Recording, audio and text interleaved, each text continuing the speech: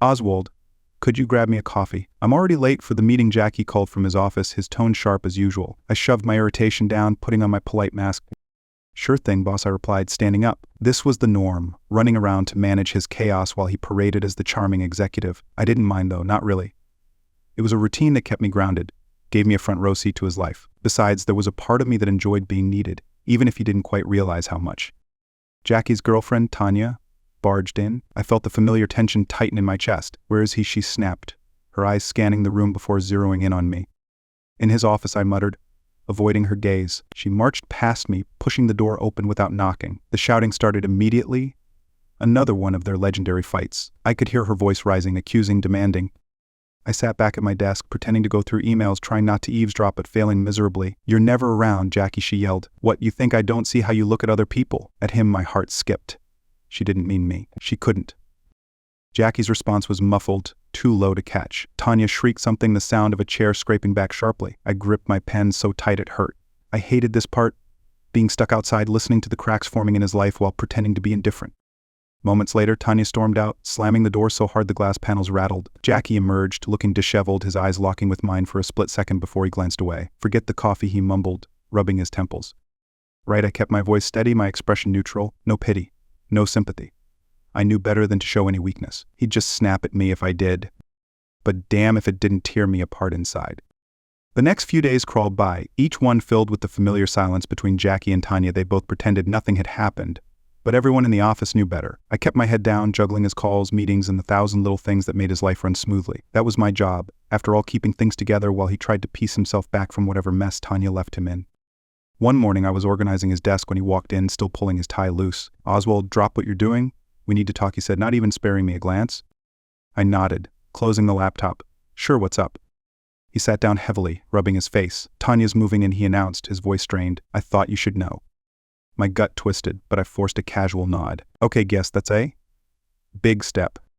Yeah, big step, he repeated flatly, staring at the papers on his desk. I wanted to say something, anything to break through that tension hanging between us, but I stayed quiet, not my place to interfere. Jackie sighed and leaned back, his eyes finally meeting mine. You know, you don't have to just stand there nodding, Oswald. What do you think? I blinked, caught off guard.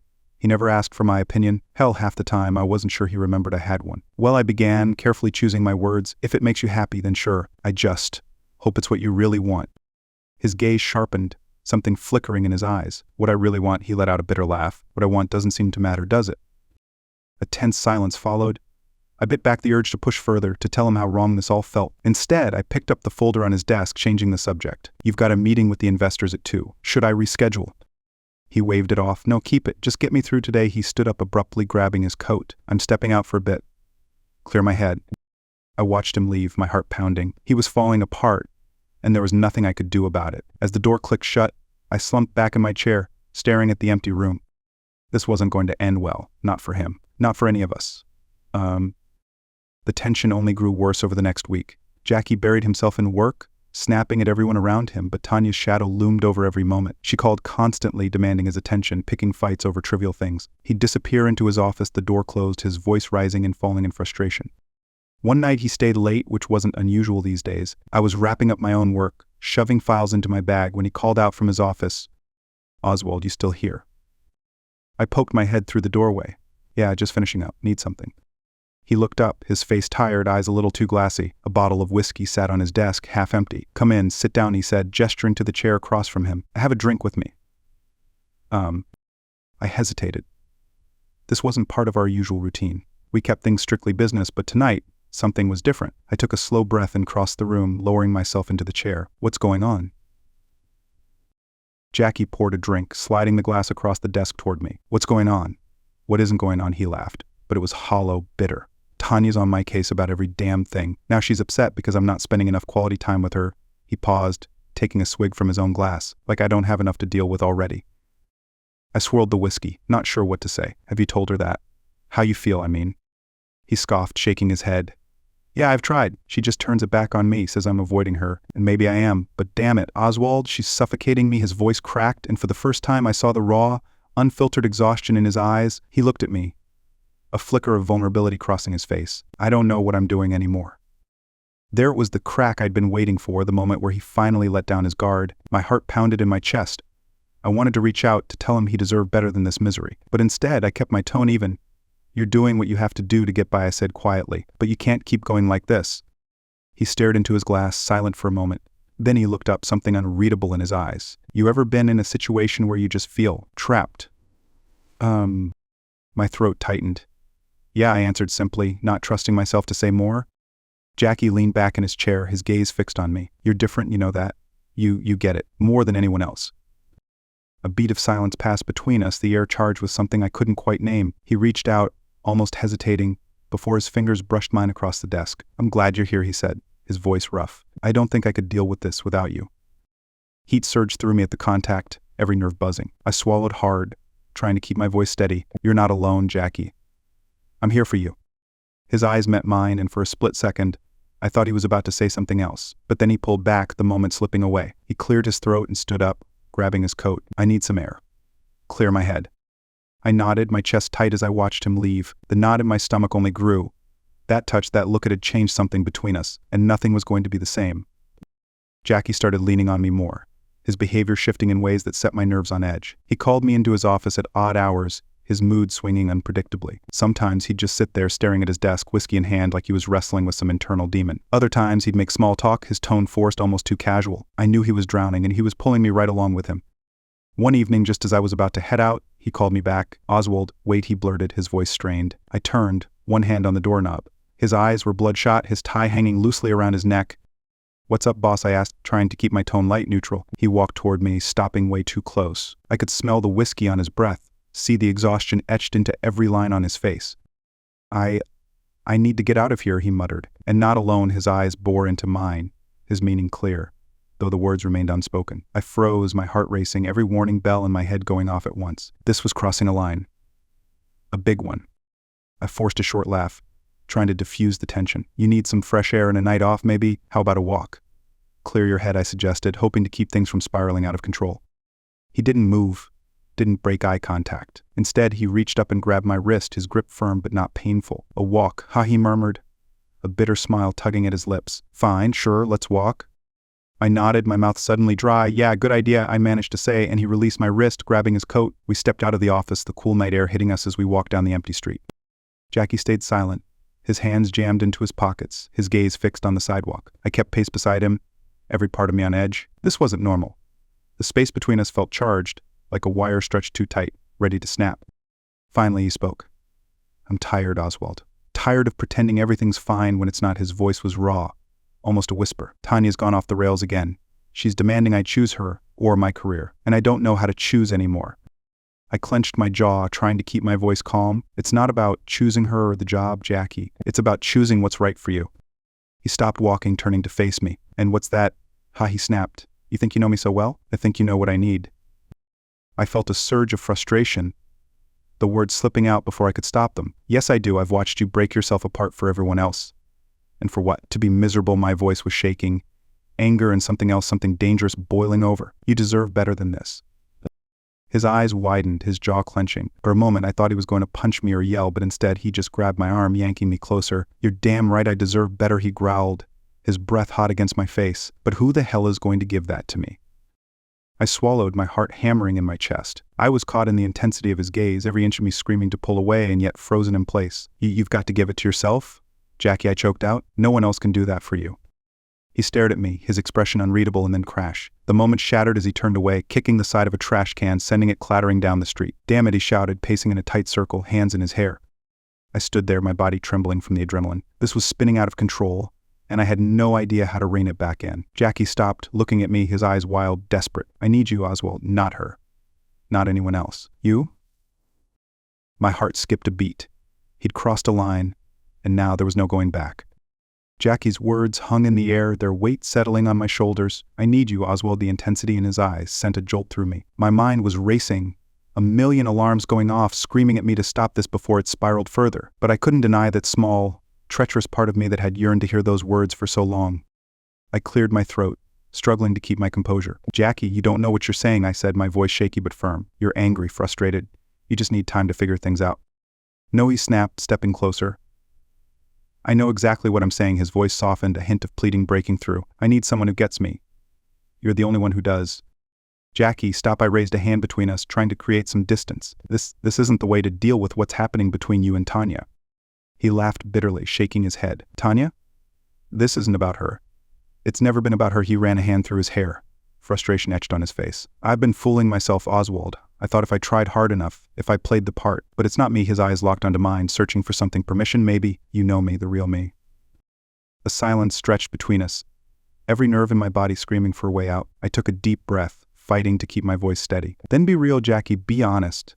But not like this. I gestured between us, the charged air palpable. Not while you're caught in the middle of this mess. His face twisted with a mixture of anger and desperation. And when, huh? When I'm alone, miserable, left to pick up the pieces? Is that what you want? The words stung. I shook my head, feeling my chest tighten. No, it's not what I want. I paused, my heart pounding as I chose my next words carefully. I want you to make a choice for you, not because you're running away from something else. He opened his mouth to argue, but then stopped, his eyes narrowing as he studied me. You're afraid, he said quietly, his tone almost accusatory. You're afraid of what might happen if I actually choose you. I felt my cheeks flush, anger bubbling up. Of course I'm afraid, Jackie. This isn't some game, I shot back, stepping closer, my voice low and fierce. You're talking about blowing up your entire life, and for what? Some fantasy you built up in your head. His eyes flared with something pain, maybe. He grabbed my wrist, his grip firm but not painful. You're not a fantasy, he whispered, his voice raw. You're the only real thing in my life right now. My breath caught in my throat. He meant it. I could see it in his eyes, the way they searched mine for some kind of affirmation. But before I could respond, his phone rang, piercing the silence like a knife. He glanced at it, his jaw tightening. Tanya. Go on, I muttered, my voice laced with bitterness I hadn't intended to show. Answer it. You know she's not going to stop until you do. He hesitated, his eyes flicking between the phone and me. For a moment, I thought he might ignore it, take the plunge into whatever this was between us. But then, with a deep sigh, he let go of my wrist and grabbed the phone. Yeah, he answered curtly, turning away from me. I listened as he mumbled short, clipped responses, the usual tension in his voice returning. It was like watching a door slam shut in front of me, locking us back into the reality we both knew we couldn't escape. After a few minutes, he hung up, his shoulders slumping in defeat. I have to go, he said, not meeting my eyes. It's an emergency. I nodded, swallowing the lump in my throat. Of course. Go, I stepped back, giving him space. Every muscle in my body tense to keep from reaching out to him. He looked at me then. A flicker of something regret, maybe crossing his face. This isn't over, he said quietly, almost like a promise. No, I replied, my voice barely above a whisper. It's not. He turned and walked away, leaving me standing there, the night air suddenly cold around me. As I watched his figure disappear into the distance, I knew that things had just changed in a way we couldn't ignore, and I had a sinking feeling that this was only the beginning of something far more complicated. Days blurred into each other, Jackie and I pretending that conversation never happened. We went through the motions, keeping things strictly professional, but the tension was suffocating. He buried himself in work, I followed suit, both of us pretending that nothing had changed, but it had. Every glance, every touch as I handed him papers, it all felt charged. We were walking a tightrope, and I didn't know how much longer I could keep my balance. One night, I stayed late again. Jackie was still holed up in his office, and I could hear him on the phone with Tanya. Their muffled argument seeped through the walls, words sharp enough to cut. I tried to focus on the spreadsheet in front of me, but my stomach twisted with every raised voice. Finally, the yelling stopped, replaced by a loud thud against the office wall. I winced. A few minutes later, his office door creaked open. I looked up to see Jackie standing there, his face flushed, eyes wild. Oswald, get in here, he barked, his voice hoarse.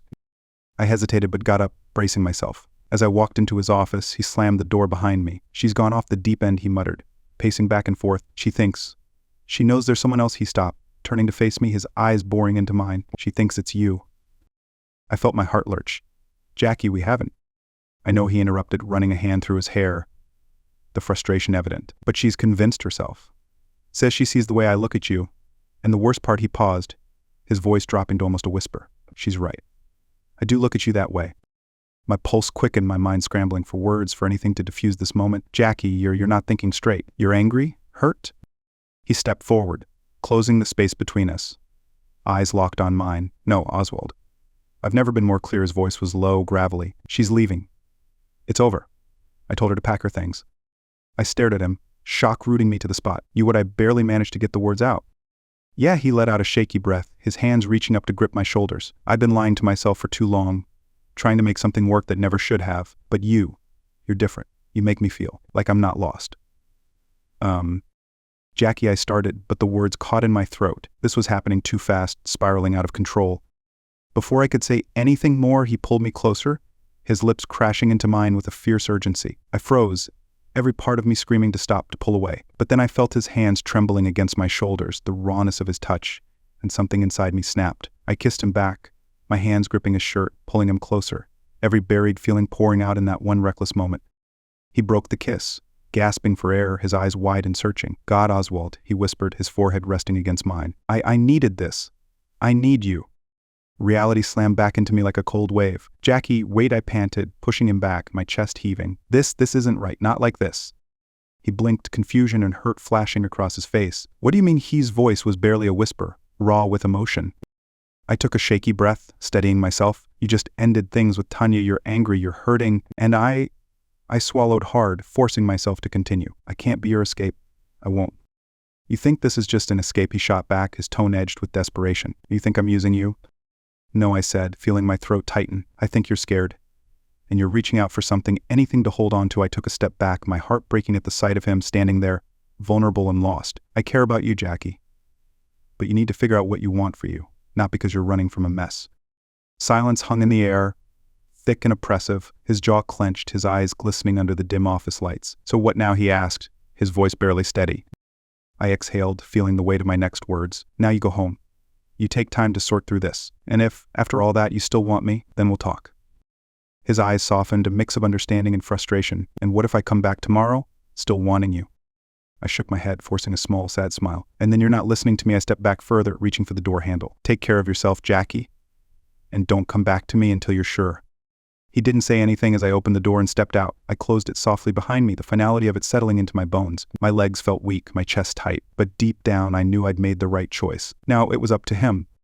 Jackie stayed away for almost a week. Every day felt like a year, each minute a test of my patience. I busied myself with work, trying not to think about what might be happening on his end. There were rumors, whispers around the office that Tanya had moved out, that Jackie had been spotted at bars alone. I kept my head down, refusing to feed into the gossip. Then, on the 7th day, he came back. I was sitting at my desk, sifting through emails when the office door swung open. My heart skipped a beat as he walked in, looking like a storm had torn through him. His hair was disheveled, eyes rimmed with dark circles, but there was a strange calm in his demeanor, a steadiness that hadn't been there before. "Oswald, we need to talk," he said, his voice even. My stomach twisted as I met his gaze. This was it. I stood up, nodding. "Okay, let's talk." He walked past me into his office without another word, leaving the door open for me to follow. I stepped inside, shutting it behind me. He sat down at his desk, and I took the chair across from him, the room feeling much smaller than usual. He leaned forward, hands clasped, his eyes fixed on me. "Tanya's gone," he said, his tone flat. "For real this time. No more back and forth." I nodded slowly, watching his face for any cracks in the facade. I replied, "How are you holding up?" He let out a bitter laugh. "How am I holding up? I'm numb, mostly." Angry, relieved. Everything at once. He paused, his eyes boring into mine. "But I've had a lot of time to think, Oswald, about everything. And I know what I want now." My chest tightened. This was the conversation I'd been both dreading and hoping for. I kept my expression neutral, my voice steady. "And what's that?" "You," he said bluntly, his eyes never wavering. "I want you." I swallowed hard, feeling a rush of emotions hit me all at once. "Jackie, we talked about this. You needed time." And I took it. He interrupted, his voice firm. "I've spent the last week tearing apart every lie I've been telling myself, every excuse I made to stay miserable, and what I kept coming back to over and over was you." He leaned forward, his gaze intense. "I don't want to run from this anymore." My heart pounded in my chest. His words hung in the air, heavy and dangerous. I searched his face, looking for any signs of desperation, any hint that this was just another impulsive decision, but all I saw was resolve. I took a deep breath, trying to gather my thoughts. "Okay," I started cautiously, "but this isn't going to be easy. You have to understand that." His eyes softened, a flicker of vulnerability breaking through. "I know," he admitted, "and I'm not asking for easy. I'm asking for a chance. A real one." Silence filled the room as I processed his words. This was a turning point, a place where we either jumped into the unknown or walked away for good. I couldn't deny my own feelings anymore, couldn't pretend that I hadn't been hoping for this exact moment. But I also couldn't ignore the risks. "You're really sure about this?" I asked, my voice barely above a whisper. He nodded, his gaze steady. "I'm sure. I've never been more sure of anything." I exhaled slowly, feeling the weight of his decision settle between us. "Then let's be clear," I said firmly. "If we do this, we do it right. No more hiding, no more excuses." "Agreed," he replied, a glimmer of determination in his eyes. He stood up, walking around the desk to where I sat. My breath caught as he reached out, his hand hovering near my face before he paused, his gaze questioning. I nodded, giving him silent permission. His fingers brushed my cheek and I felt a shiver run down my spine. It wasn't the frantic, desperate touch from before. This time it was different. It was real.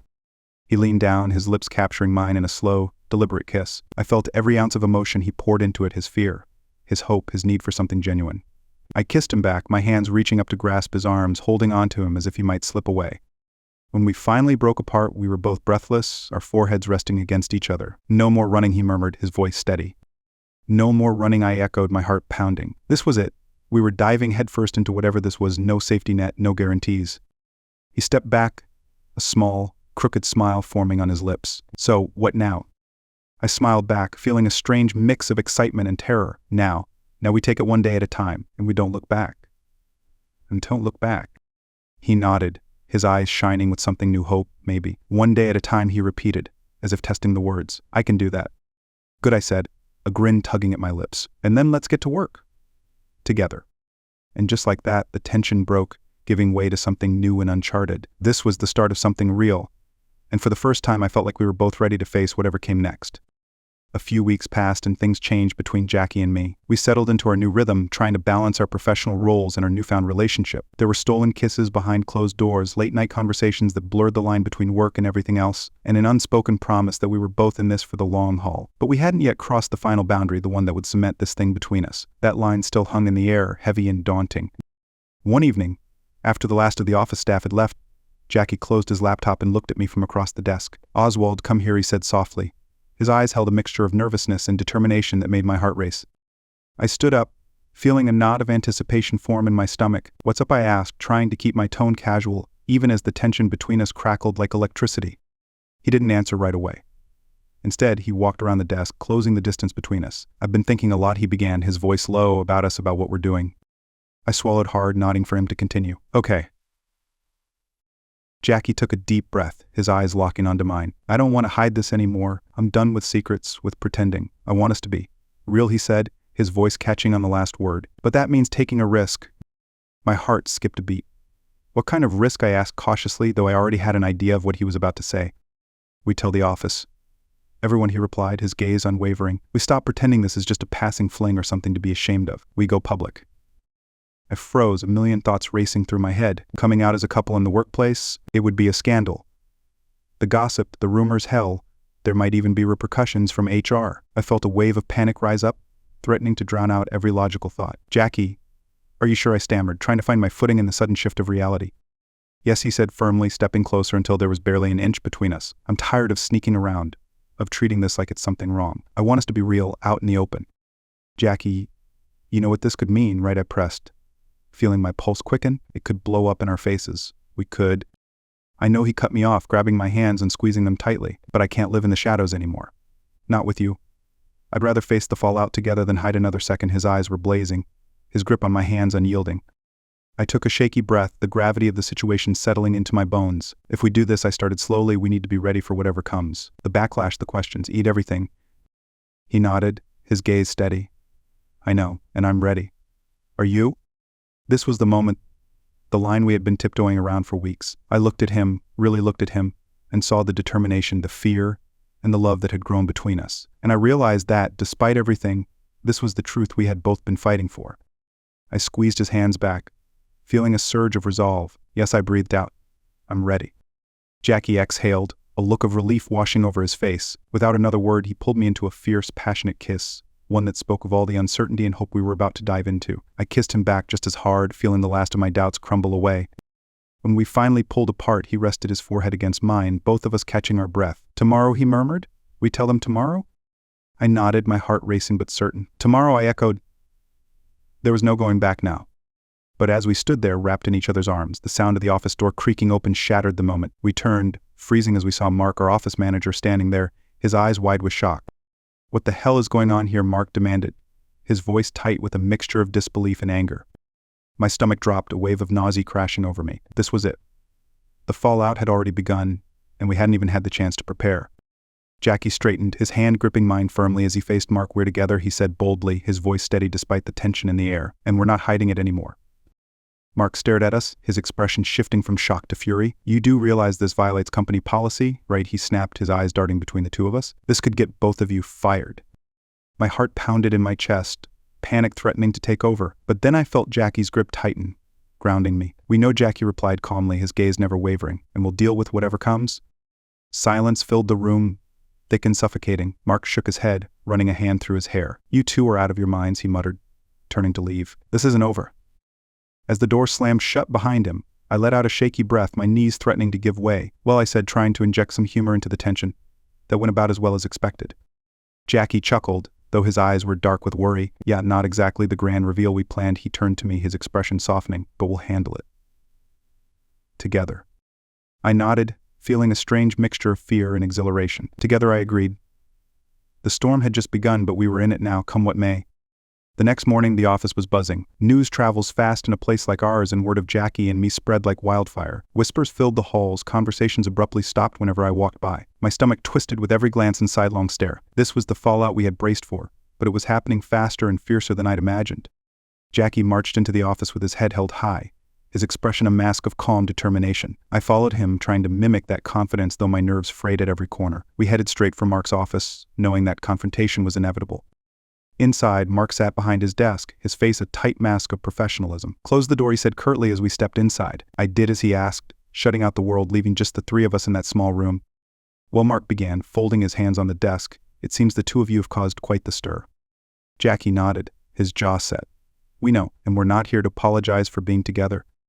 Mark raised an eyebrow, a look of impatience crossing his face. "This isn't about an apology, Jackie. This is about the company's policy on workplace relationships. You know as well as I do that what you're doing is a violation." "I'm aware of the policy," Jackie replied, his voice calm but firm. "But I'm not going to pretend that this is just some office fling. It's not. And I'm willing to face the consequences if that's what it takes to be honest about who I am and who I'm with."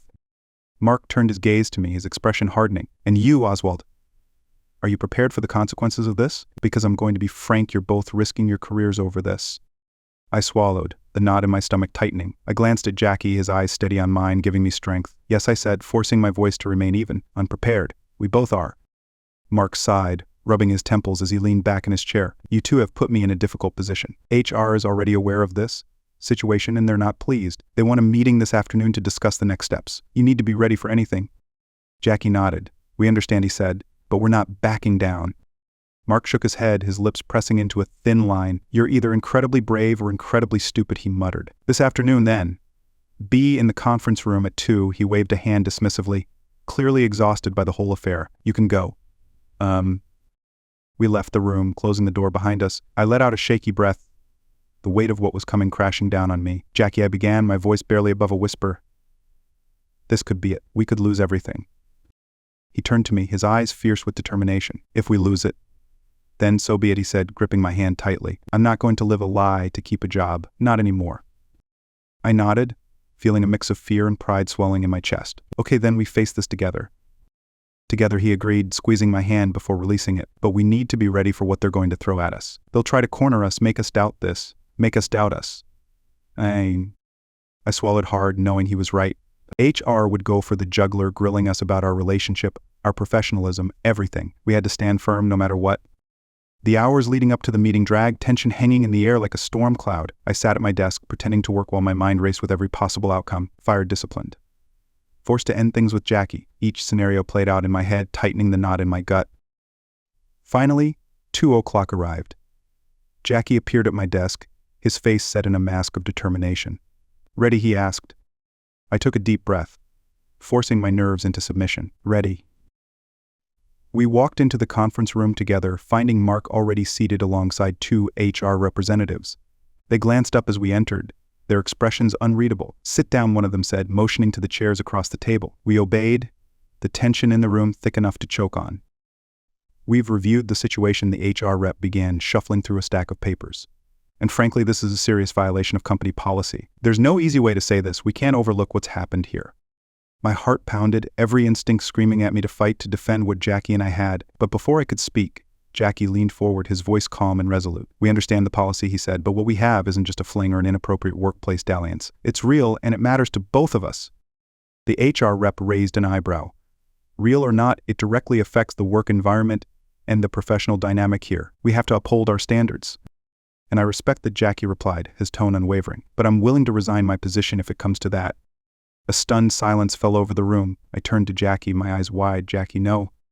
He held up a hand, silencing me. This is my choice, he continued, looking straight at the HR reps. I won't have this relationship used as a tool to keep us both in line. If my stepping down means Oswald can stay and do his job without harassment, then I'll do it. I felt a surge of emotion, anger, fear, pride hit me all at once. He was willing to sacrifice everything for us, and it terrified me. But more than that, it made me realize just how serious he was. The HR reps exchanged a glance, whispering to each other before turning back to us. We need to discuss this further, one of them said. For now, you're both on administrative leave. We'll notify you of our decision soon. Jackie nodded, standing up. Fair enough, he said, reaching for my hand. I took it, standing beside him, facing the room together. As we left the conference room, the weight of what had just happened settled on my shoulders. We were officially in limbo, hanging on the edge of what could be the end of our careers. But as I glanced at Jackie, his grip firm in mine, I felt a strange sense of calm. Whatever happens, he murmured, we'll face it. I nodded, squeezing his hand. Yeah, I replied, we'll face it. Together. And for the first time in days, I believed we could. 2 days, that's how long we waited. 48 hours filled with silence, anxiety, and uncertainty. Jackie and I spent most of that time in his apartment, trying to keep ourselves occupied with anything that wasn't checking our phones. He cooked, I cleaned, and we watched bad TV in an attempt to drown out the looming reality of what was coming. But in those quiet moments, we found something unexpected, a strange, calm acceptance. We had gambled everything, and now all we could do was wait for the outcome. Surprisingly, that realization brought us closer. We really talked about everything, our fears, our hopes, and what the future might look like if this went sideways. Then, on the morning of the third day, my phone buzzed with an email notification. I froze, staring at the screen, my heart pounding. Jackie looked up from the coffee he was pouring, his eyes immediately locking onto mine. Is that? I nodded, swallowing the lump in my throat. Yeah, it's from HR. I glanced at him, searching for some sign of reassurance. He stepped closer, placing a hand on my shoulder, steadying me. Read it, he urged, his voice calm but tense. I took a deep breath, opened the email, and began to read aloud. After careful consideration, the company has decided to allow both parties to continue employment under specific conditions. I paused, glancing up at him, my pulse racing. His expression was unreadable, eyes fixed on the screen. Go on, he prompted, his voice barely above a whisper.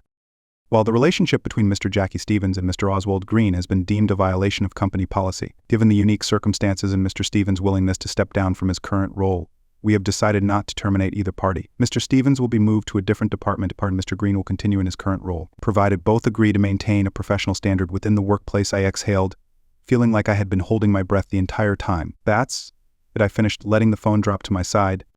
Jackie let out a long, shaky sigh, rubbing his face with his hands. So I'm out of the top seat, he muttered, more to himself than to me. Then he looked at me, a glimmer of relief breaking through the tension in his eyes. But we still have our jobs.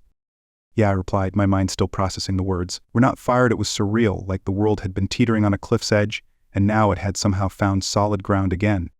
Jackie stepped closer, his hands finding my waist, pulling me into a tight embrace. We did it, he murmured into my hair. We're still standing. I buried my face into his shoulder, the wave of relief finally washing over me. Yeah, we did, I whispered, holding on to him like he was my lifeline. We stayed like that for a long moment, letting the reality sink in. It wasn't perfect, it wasn't easy, but it was a victory in its own way. Eventually, we pulled back, facing each other. Jackie's eyes were clearer than they had been in weeks, his lips quirking into a small smile. So, he said, his tone lighter, I guess this means I'm not your boss anymore. I raised an eyebrow, a smirk forming on my face. Nope, looks like you're just my boyfriend now. He chuckled, the sound breaking the last of the tension between us. I think I can live with that, he said, pulling me into another kiss, slow and deep, full of everything we had been holding back. It felt different this time. No more hiding, no more pretending, just us. When we finally broke apart, I sighed, resting my forehead against his. We're really doing this, aren't we? Yeah, he replied, his voice steady. We're really doing this, one day at a time, just like we said. I nodded, feeling a sense of peace settle over me. One day at a time, I echoed. We had faced the storm, and we were still here, still standing side by side. The path ahead wasn't clear, but we were ready to walk it together. Come on, he said, tugging me toward the couch. Let's start today by actually enjoying our morning coffee for once. I laughed, letting him pull me down beside him, the weight of the last few days finally lifting off my shoulders. As I leaned into him, sipping my coffee, I realized that for the first time in forever, I wasn't looking over my shoulder or waiting for the other shoe to drop. We were far from perfect, and we knew there would be more challenges ahead. But right now, in this moment, we had each other, and that was more than enough. Here's to us, I said softly, clinking my mug against his. He grinned, his eyes warm and full of that spark I'd missed. To us, he agreed, holding my gaze. Whatever happened next, we'd face it, together.